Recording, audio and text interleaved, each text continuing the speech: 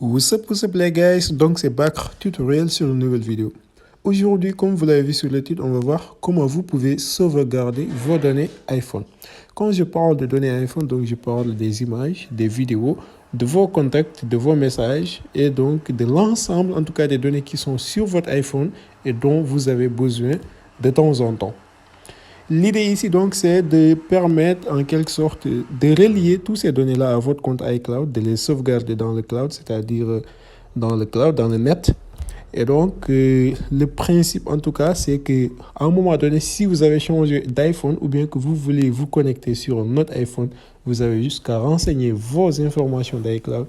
Et donc, vous avez la possibilité de récupérer toutes ces données qui ont été sauvegardées sur l'iPhone dont vous êtes inscrit. Et donc, c'est très pratique. Et donc, si je vous assure que c'est très simple, il y a juste quelques petits paramètres à régler et tout sera bon.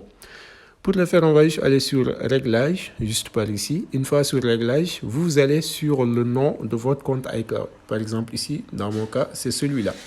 Une fois que vous cliquez, on va aller un peu en bas.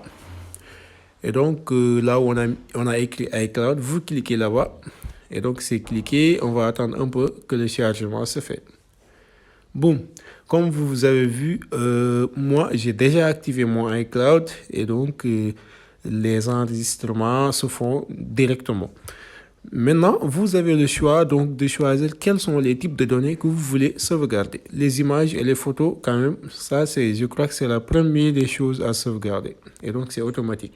Maintenant, vous pouvez ajouter les contacts comme je l'ai fait. Et vous pouvez ajouter même vos mails. Vous pouvez ajouter vos informations de Safari. Vous pouvez aussi ajouter tout ce que vous voulez.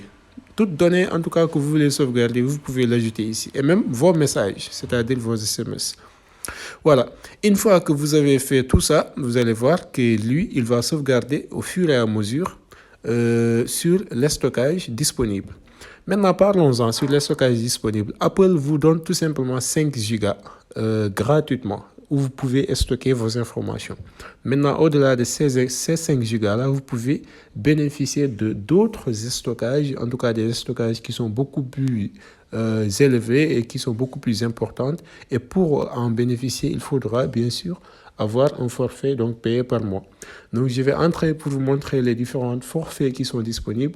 Il y a le premier donc qui est de 50 gigas et donc qui est juste donc à 0,99 € par mois. Et donc, je crois que c'est très simple. Et aussi que c'est un très bon forfait parce que 50 gigas, quand même, ça peut stocker l'ensemble de nos informations et tout. Alors là, il y a un petit souci de connexion et finalement, ça vient. Donc là, comme vous le voyez, donc il y a le 500 gigas, il y a le 200 gigas et il y a le 2 Tera. À vous de voir qu'est-ce qui sera beaucoup plus adapté pour stocker vos données et vous allez les stocker. Voilà les gars, c'était juste cette astuce-là que je voulais vous montrer. J'espère en tout cas qu'elle vous a été bénéfique. Et donc, si c'est le cas, n'hésitez pas à vous abonner sur la chaîne, de liker la vidéo, mais aussi de la partager avec vos camarades qui en auront certainement besoin. Et moi, je vous dis à plus tard pour d'autres tutoriels.